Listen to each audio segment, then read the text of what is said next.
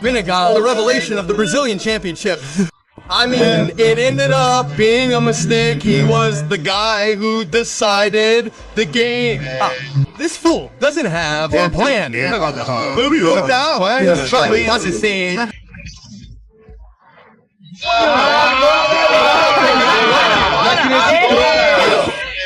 a plan. He had a plan. Tell me. I told you to believe. Great narrator. He forgot to mention it was with his hand. That's all. Especially since there was nothing about that yesterday, right? I'm gonna give you some news about this. It's like this. Cruzeiro filed a complaint with the CBF right against the refereeing, saying that he erred in the possible handball goal by Memphis, and also that Romero's card was senseless or be pimpidum. They went overboard. Romero's card took him out of the next game. It took too long to get a card. Too long to get a card. Fabricio Bruno, too. Duranko was a coward. Mateus Pereira simulated an aggression, and Duranko didn't give a yellow card. It's ridiculous. I just want to address this incident before we start talking about the game, because these idiots are going to try to diminish Corinthians' victory yesterday.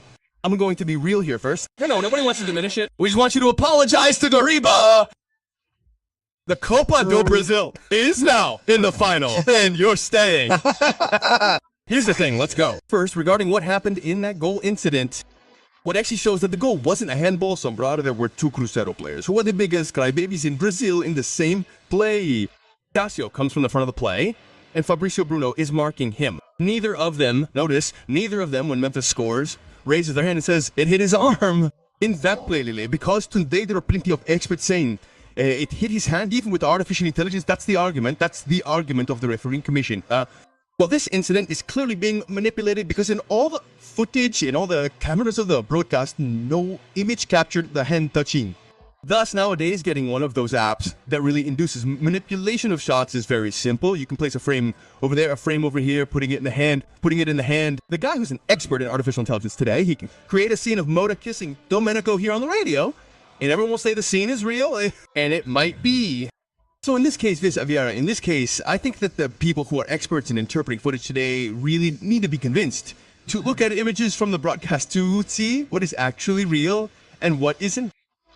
The footage itself from the broadcast, all the images from Globo showed that the incident is legitimate. And I repeat, Sombra, the posture and conduct of the Cruzeiro players who are marking Memphis there, both the defender and the goalkeeper, Costco, is on the ground. Neither of them is celebrating. If you see Memphis coming out there in the celebration, neither of them, oops, it raises their arm, oops, it hit his hand, go and see it. Just like Lucas' goal, right?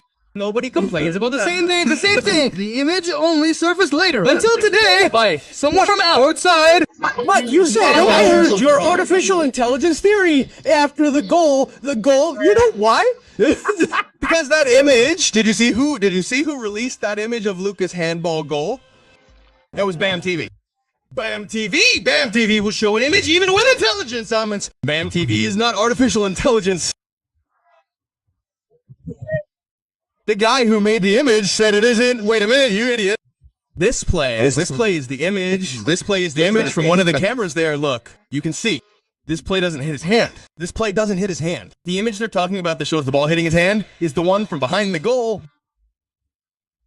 But just to clarify, and because this shadow image we're showing on YouTube now is an original image, this is an original image that clearly shows the ball doesn't hit Memphis' hand. He misses the header. The image from behind the goal that the CBF is saying is artificial intelligence showing. This image is from a reporter, I don't know, from a Cruzeiro supporter. You know, even with this image, I have doubts. Even with this one, I have doubts. If I'm not mistaken, it was PVC who wrote today about the following. This camera isn't the VAR camera. Not from a reporter and influencer. They can use official cameras, official ones. Judging by the footage, we'll assume it was handball. Yes. Okay. Look, it was with the hand. Okay? We've reached a conclusion. Look, it's not artificial intelligence. The guy behind the goal managed to catch it with his hand. But if VAR doesn't have the same camera at the time, and doesn't have access to its own cameras, it can't judge based on the image. It can't judge something it didn't see. That's exactly what I wrote in our Stadium 97 group. So, congratulations to me for my impartiality. Unlike Mr. Mauricio, who 72 hours after the game against Sao Paulo came to claim that Lucas invented it today. Bam! TV showed the image. Oh, you were the referee for Sao Paulo? No, but there was no artificial intelligence there. It was your club's image. No, but that's the point we have to address, man, which I think is this. The referee, the officiating team, VAR, they can only analyze the refereeing. Not the officiating team, but the officiating team, and there's no way to blame the officiating team. In the Sao Paulo incident as well, for example. Why? Because it will only judge based on the image it has. He doesn't have the footage from the guy who filmed it. On the other side of the play, the influencers. The same thing happened with Lucas. Nobody saw it at the time of the goal, nobody said anything, it only surfaced the next day. Just like with Memphis, the audio didn't leak. The audio from CB did. I think it hit someone's hand. You can check. He knows if he doesn't even know who scored the goal. But this is common, you have to ask. He says, see if it hit the hand of the person who scored the goal.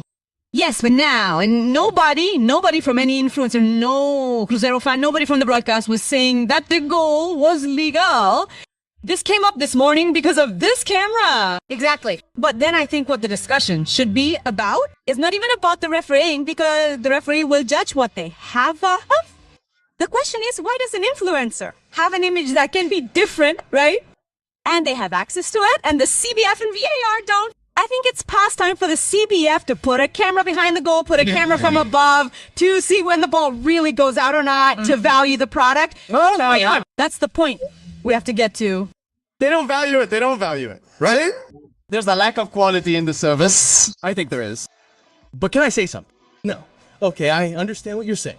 But next year they're going to implement the automatic system that we never even dreamed of having. Yes. Semi-automatic, right? It's past time, isn't it? Shadow of T, right? It's over, Dom. It's over for us. But it could happen next year and they'll say, no, it's expensive. It's not possible. But regarding that, Motinha, it still remains, for example, in a doubtful play. Shadow, a doubtful play. What people used to say in the amateur leagues was, in doubt. The goal counts for the attack. Yeah. In doubt today, for example, a play that is ambiguous, even in the VAR, the on-field decision prevails. Regardless of whether the referee awarded the goal or disallowed it, what counts is what the referee called on the field. Like, the referee's perception there. So much so that in certain games, there was even a goal by Corinthians. I don't remember against whom it was, Lele, where they were in doubt. It was in the same round. There were two plays. One, if I'm not mistaken, was against Vitória, playing Bahia. Yes. Then the Corinthians goal, the ball was there. It went in a little bit. The referee, the linesman, ended up awarding the goal right away. And then with VAR, you can see that the ball did go in a little bit.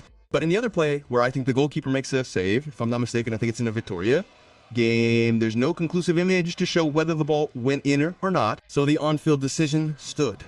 In the Corinthians game, the goal was given, and in the other play, I think it wasn't because the goalkeeper caught a ball on the line, but people complained a lot that it should have been a goal, but because the image wasn't conclusive, the on-field decision stood. Now, regarding what happened yesterday, Mort, are you going to give any information? Just talk about what Dorival said about the game, right? The result. He said it's an open result, right?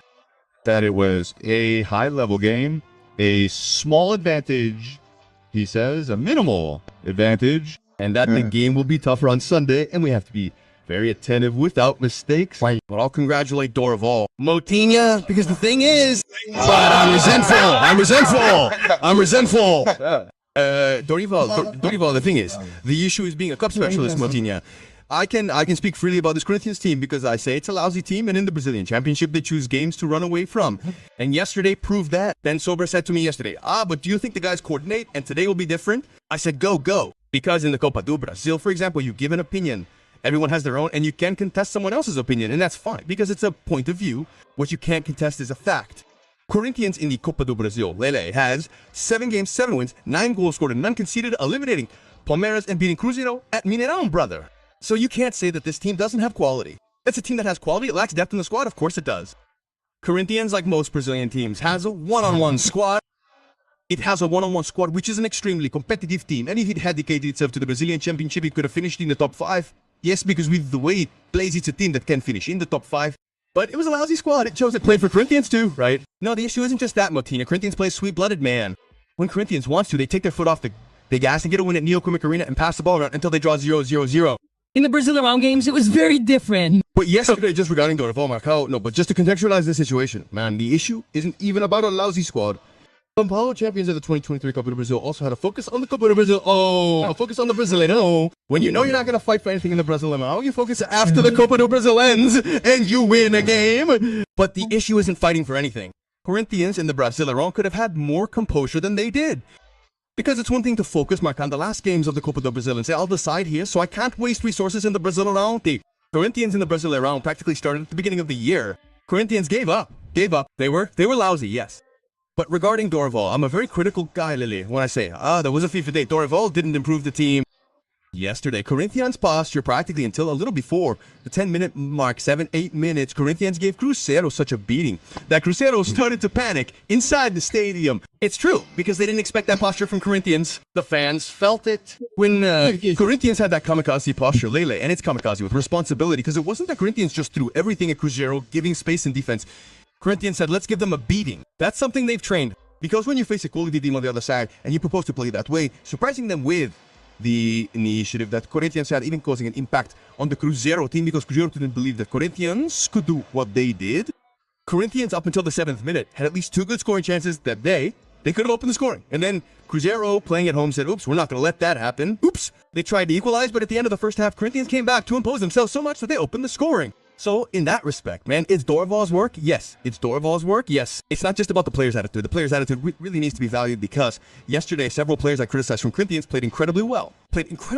Macon played great. Bidon played great. Gustavo Henrique was a lion on the field again. Andre Ramalho was good. And Mateuzinho was amazing.